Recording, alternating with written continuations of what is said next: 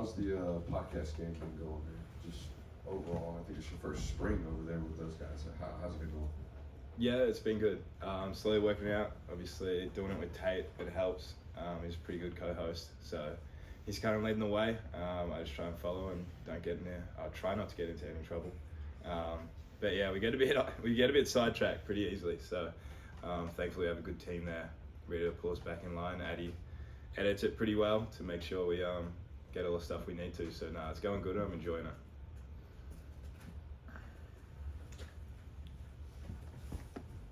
Along those lines, just what was it like? Tate asked you last year, knew that Zion was leaving. What was the situation there? Yeah, it come from the Classic City team. They kind of like put it out. It was after the bowl game, really, when they were trying to sort it out. So yeah, we went out for a dinner with Tate and the Classic City team, I guess, and kind of just talked about it. Obviously, I didn't really have any idea how it worked, like what it was going to require. So went from there, and then yeah, I said, all right, happy to do it. So. Give us a recap of how you think the scrimmage went. We heard some really good thoughts about the way you were punting the ball and overall.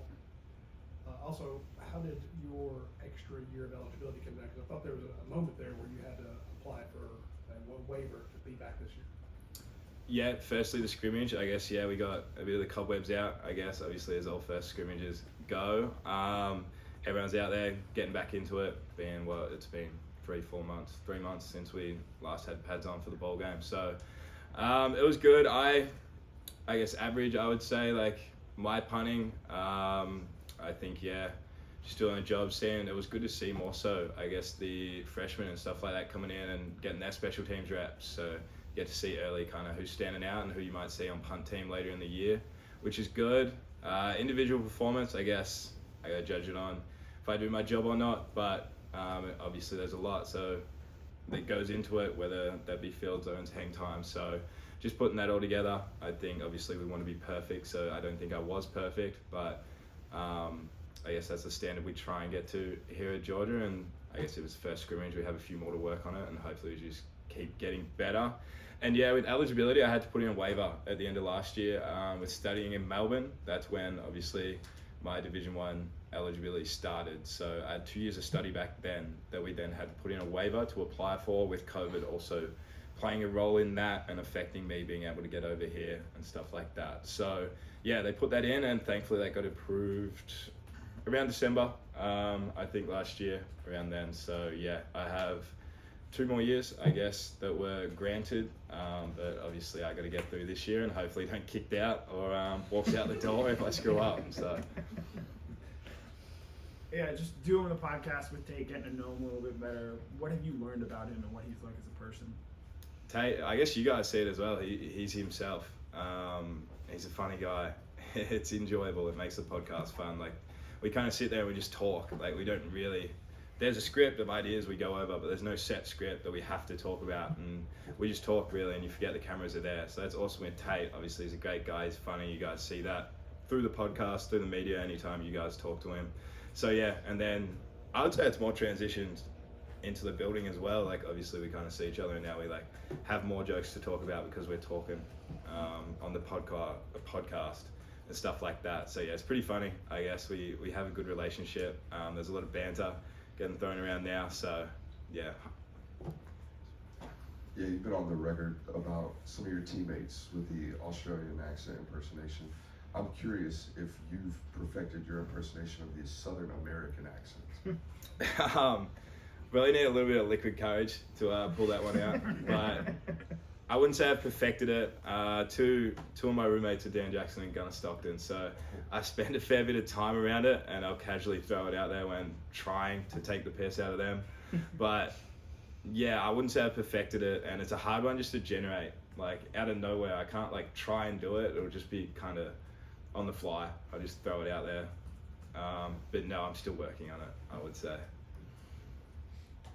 And obviously you got to work a lot with Willie and Mo in the past, and now you've been working a lot with Will Snellings. What can you say about him and how he's kind of done in his second year here?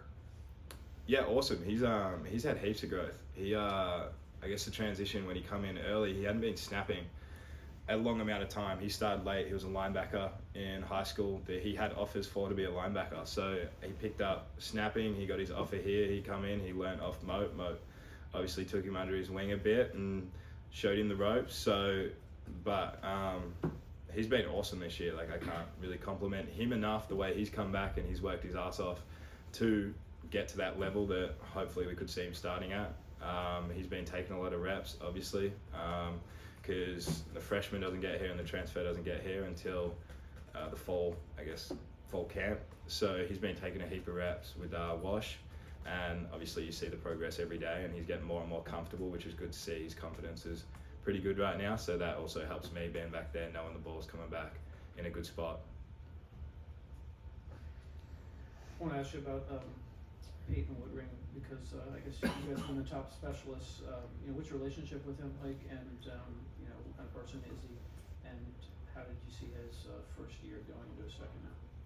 Yeah, awesome kid. We're super close. He lives with Will, a few of the other boys that come in with him, but we spend a fair bit of time together now. Obviously, we have a lot of meeting time just to hang out and really kind of, I guess, muck around a bit. Obviously, in the spring ball, we don't have as much to meet about because we're not preparing like for game plans. So I'll try not to swear. I was about to say there's a fair bit of shit talked, but yeah, it's pretty good.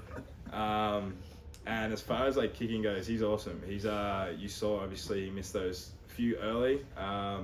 Copped a bit of criticism for it, and then he come back and I think he kicked I don't know how many straight, but didn't miss one for a long time until later in the season. So you saw like what he overcome, and now obviously he's just going about his business, working hard. We come back, we obviously get all the cobwebs out after the break, and he's been kicking well. I don't want to jinx him, but he hasn't missed one in practice for a little while, so yeah, I don't want to jinx him. A little bit of a curse there, so if he misses one today, I'll probably have to apologise to him. But yeah, he's awesome. We've spent a heap of time together, and he's looking forward to see what he can do this year.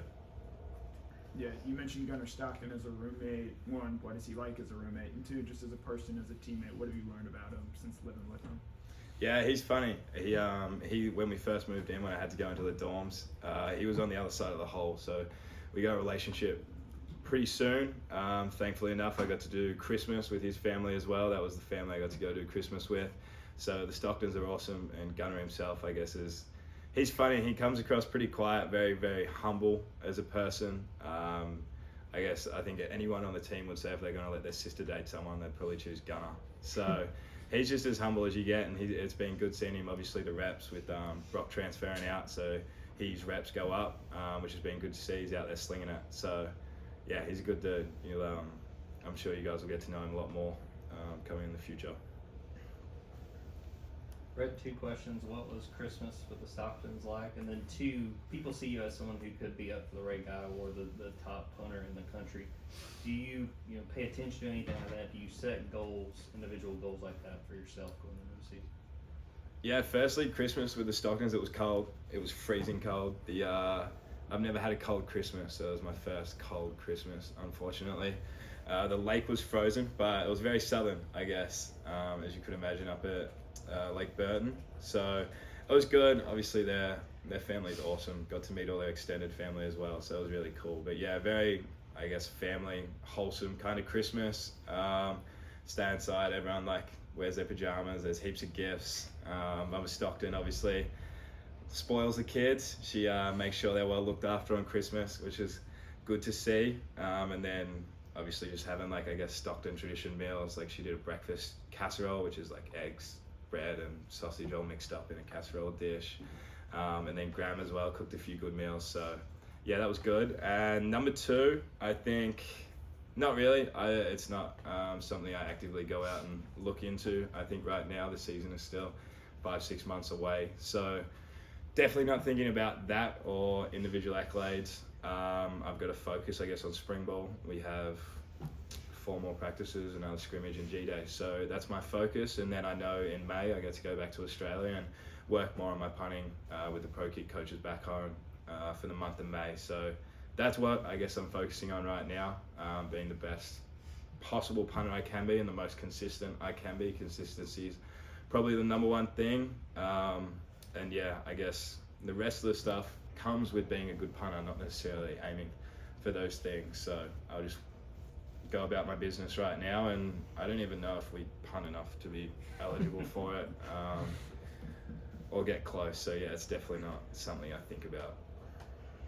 Actually, you touched on something I was going to ask you. Kind of what's the mindset of your position? Always want to be prepared, but if the offense is clicking, you don't get to play. So, and I know you made a little light of that on social media in the past, but just talk about the mindset of your position, wanting to be the best you can and be prepared, but you're really wanting the offense to go out there and click. Yeah, definitely. I guess it's the best of a worst situation. Like, if you don't see me, everybody's happy. Every Georgia fan's happy. I have a fair few people telling me now when I do the dog walk they don't want to see me on the current day. So that's quite funny to get, I guess, banter, I hope.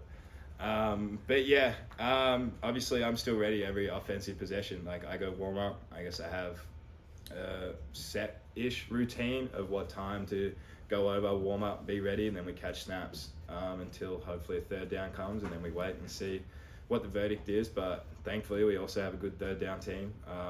I guess one of the highest percentages stats-wise last year, so there are a lot of kind of walks to the sidelines and turn around and walk back to the sideline and catch a few more snaps until we're out of punt range, I guess. So I wouldn't want it any other way, definitely. Obviously I joke about it a fair bit, but I'm very happy watching the offense roll down and score some points rather than send me trot out there and try and kick a ball. We've got time for two more, so Palmer and then Anthony, then we're done. Coach Benedict named special teams coordinator in February. Just from a specialist point of view, what does that job entail, and how's he been doing in that role?